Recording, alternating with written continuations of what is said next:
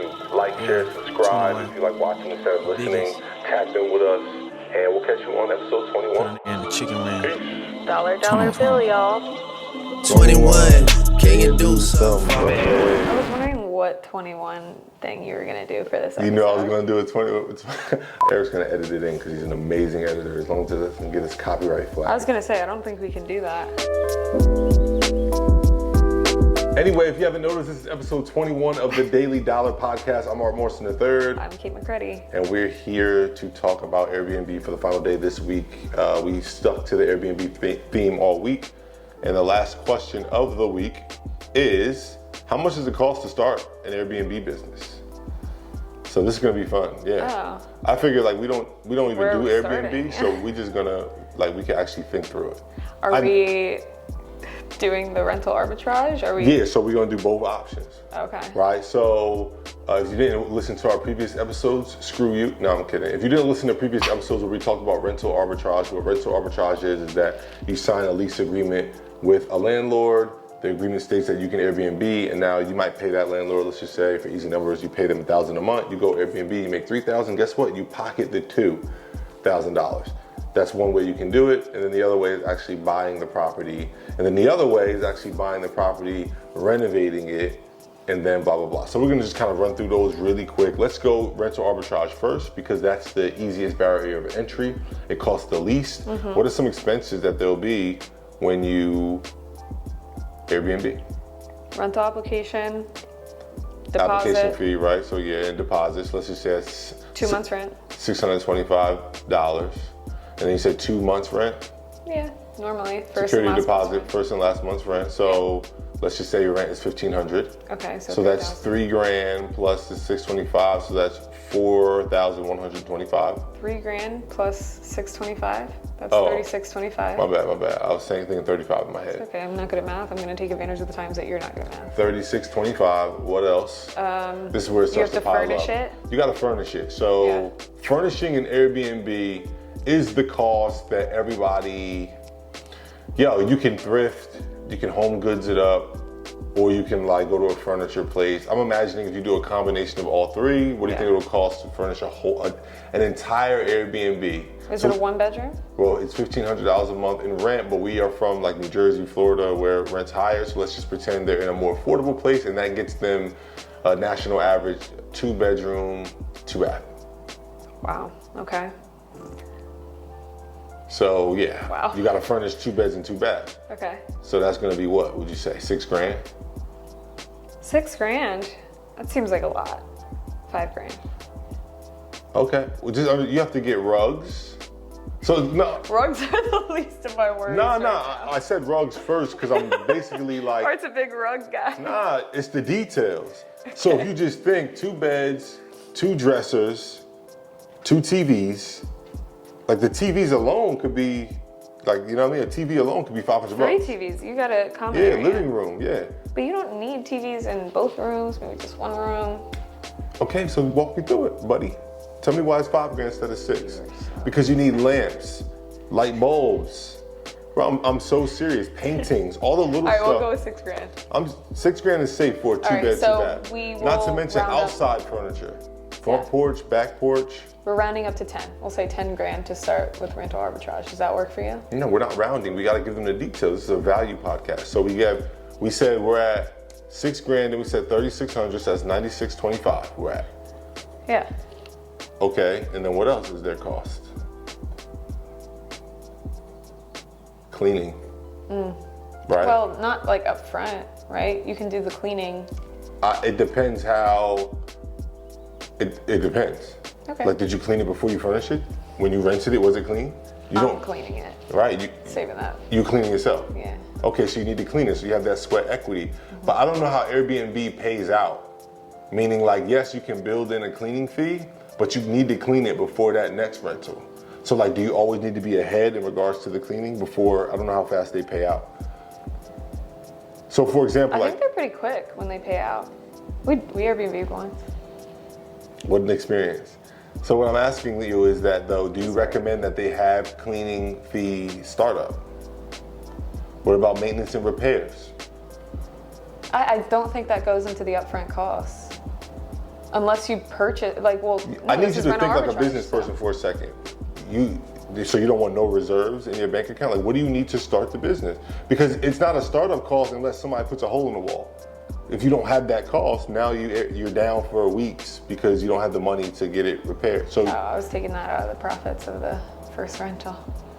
but if the first rental is 1 day, let's say, and you made $150, like that doesn't. That fixes a hole in the wall for sure. Anyway, continue. $150, but then how do you get paid? That's what I'm asking you. Tough luck, buddy. No, you can't. So this is a great example though. You can't even think like that. Think about Apple. Think about any Facebook, whoever, like there's startup capital that is needed. And that startup capital wasn't the bare minimum. It was really like everything, every dime that they needed to get started. Yeah. So cool, we're at $10,000. So I would say a smooth 11 grand. 10 to 11,000. You want to say 12? Yeah, we'll just have like reserves as like 1 month's rent. Because you have to understand, everybody looks at Airbnb like, well, I'm paying $1,500 a month in rent and I'm making $3 grand in rent. No, you're not making $3 grand in rent. You're making $150 a day from 15 different people, praying to God that there's long stays. Some are going to be short stays, right? Some you're not going to be able to do because the previous person messed something up, right? How much gap in between rentals is there? You need time to clean and then make repairs if things happen. You have slow months. Summer is going to be always more traffic than wintertime. Depending on where your Airbnb is, you're going to have slow times. So I'm saying all that to say though is that like I know people like taking the easy route, and that's okay. It's called the path of least resistance. So they asked this question, and the reason why it's on our list because people are always asking, how much does it cost to start up an Airbnb? And in your head, it's like, yo, I just need that first month's rent and some furniture. I can do it with $5 grand. But you and I both know, like when we started our flip company, what were we doing in the beginning? Getting the least amount of money, and there was no money there for whenever there was time to, like any type of expense. We just didn't have no reserves, or anything that blindsided us ended up being a blindside. But if you are prepared financially, then it's not a blindside. So you want to avoid blindsides. We've been there before. Additionally, like, what are you doing? Do you have a job? Right? Like, do you have a full-time job? Are you asking me? I mean, I'm asking you and the consumer. If you're doing this full-time, you have to make sure that you make the money that you need. You have to be able to pay yourself, let alone benefits, like health benefits, etc. Like, it sounds astronomical, but these are things that you need to consider. Like if you're over 26 years old, you can't be on your parents' insurance. So if you're 24 years old listening to this, then it's like, okay, cool, I hear what he's saying, but I live with my parents, I don't have a job, and they're gonna give me the startup capital for this. I just need to know how much I need to ask them for. Then yeah, 10, 12 grand. But like we do real estate using OPM, other people's money. So when we raise capital for a deal, we have to consider all of these things. Remember the first 2 years we did this, we didn't pay ourselves a fee. So our company only made money when properties sold. We based our livelihood on profits when we were getting the money from other people. When we really should have just done it the right way, charged a fee, right? And made sure that we had enough startup capital to pay us operationally so that you could be paid for your administrative duties, paid for your acquisition duties. I could be paid for capital raising and paid for managing deals, right? Same thing in the Airbnb. Are you cleaning it? Cool, get your money. Are you, like, what are you doing in that Airbnb? Add it all up and then don't take no shorts. I don't care if you're taking money, you're getting a business loan, you're getting a business credit card, a personal credit card, a personal loan, a loan from a family member, right? You're gonna do a capital raise for this. Maybe some sophisticated people are listening to this. Get every dime. So now that we're talking about every dime, I would say rental arbitrage, what number would you say? I would say 12 to 15,000 for real. Okay. Yeah. 12 to 15,000 I think is a fair startup. And if you're listening to this and you're like, oh my God, that's so much. Nah, I don't take that much for rental arbitrage. Okay, if you think that's a lot, let's talk about if you were to buy the property. Well, now if you're buying the property, instead of 2 months rent, $3,000 deposit, what would you need to purchase the house? 20% You would need 20% down, right? If it's your primary residence and your Airbnb, like if it's a 2 to 4 family and your Airbnb the other units, that's an opportunity for you to put only 3.5% down. right? And live for free and Airbnb the other units. I won't go deep into that strategy. Maybe catch up on one of our FHA loan episodes, right? Or house hacking episodes to learn more about that strategy.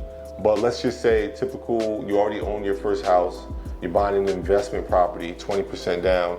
National average is like 300 grand. 20% of 300 grand is 60,000, right? Okay. So now we at 60,000 off the rip. Plus the same additional 12,000, right? Because minus the 3. So you had $72,000 to start an Airbnb. But based on USA data, what costs more in America? Monthly mortgage or rent? Rent. Rent always costs more. So you also save monthly. Now you're more likely to make more money. You're also more likely to be able to create a better experience for consumers because you own the property. So you can literally change the property, right? You can do additions to it. You could knock walls out. You could paint however you want to paint. You could really get funky. I've seen people put water slides in their properties and all type of crazy stuff. You can't do that if you're renting. Even if you, like I've seen people do it indoor, but even if you have a pool. If you're renting a property with a pool, you can't make that pool cooler. You're not gonna add lighting and stuff to that pool. You're not gonna change different, right? But if you own it now, you can, and it makes it more attractive, right? What else are some benefits of owning when you're Airbnb? The money that you make, this is a big one, is cash flow. But the money that you're paying towards rent when you do rental arbitrage is just an expense. When you own the property, it's an expense, but you're also paying the principal down on the property. Meaning every payment you make, you own more and more of the property. So you put 20% down, you own 20%. Every payment you make, you own more and more and more. So you're actually paying down principal. So you're double investing. You're making cash flow, but you're also now earning equity over time by paying down the mortgage. And as the property value goes up, you also get that equity as well. And not to mention the major tax benefits. So it's 100% worth the extra $60,000 to put down. Now let's talk about the last one. What's the best way to do Airbnb? Like what's the best, if you had a perfect word, the perfect deal fall in your lap right now, what would it be? And you better say the right answer.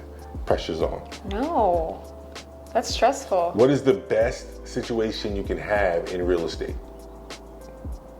I would just have a multi-unit.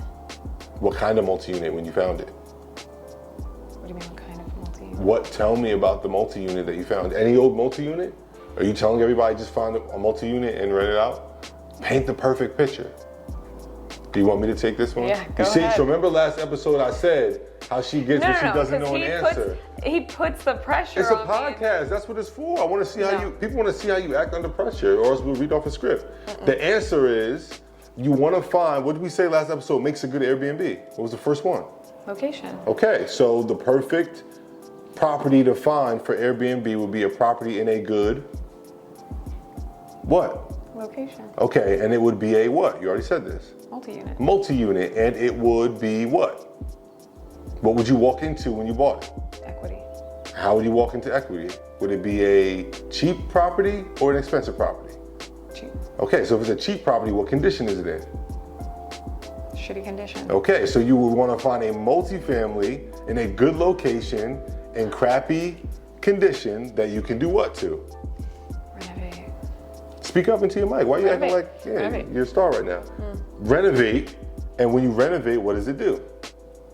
Goes up in value. It creates that equity. So for example, I could find a 4-unit for $300,000, right?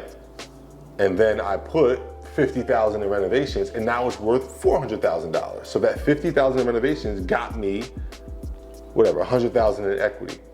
But then, what's next? What do you do after you renovate it? Now that you have that equity, Refinance it. you refinance it. So instead of buying it already nice, you fix it up and you refinance, which is when I bought the property with one loan, I fixed it up, and now I get a new loan at the bigger amount to pay for my old loan. So now instead of putting $60,000 down, you might have to put no money down if there's a lot of equity, right? You might have to put less money down because half your payment might have been equity and half might have been cash, right? So that would be the dream opportunity for an Airbnb is to find something in a good location that's beat up and you can build equity into it by renovating, and then you Airbnb it out. Now you got a free house and you can rent it out via Airbnb. And guess what? If all of a sudden, for any reason, we talk about this episode 1, 2, and 3, if it gets regulated where you can't Airbnb, what then can you do? Rent it out long term. Rent it out long term, and you'll still cash flow because why?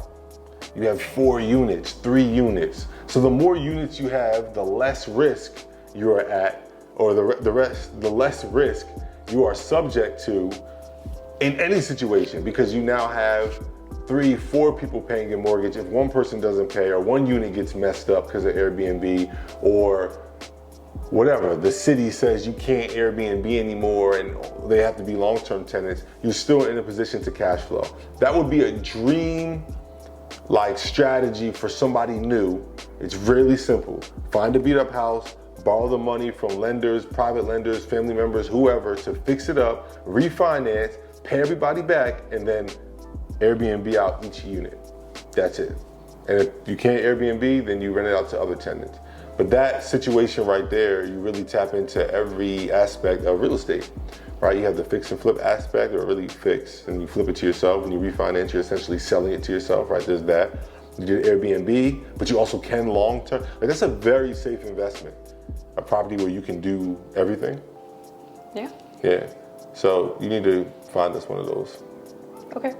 Cool. On it. Thanks. Yo, that's episode 21.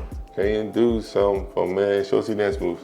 Come on, you were very boring this episode just because you got put on the spot. So you have to end on a positive note where people are gonna think you're. Show us a dance. 21. Hi, Cait McCready. All right, so that wraps up episode 21. You really not gonna do a dance for Hi, people? Cait McCready. Yeah. All right, hi, Cait McCready on Instagram. Yes. How you spell it? H.I. I'm at Art Morrison III on Instagram, and you guys can like, share, subscribe on YouTube as well, the United Home Relief page. If you're watching this on YouTube, certainly share, leave a little comment or something.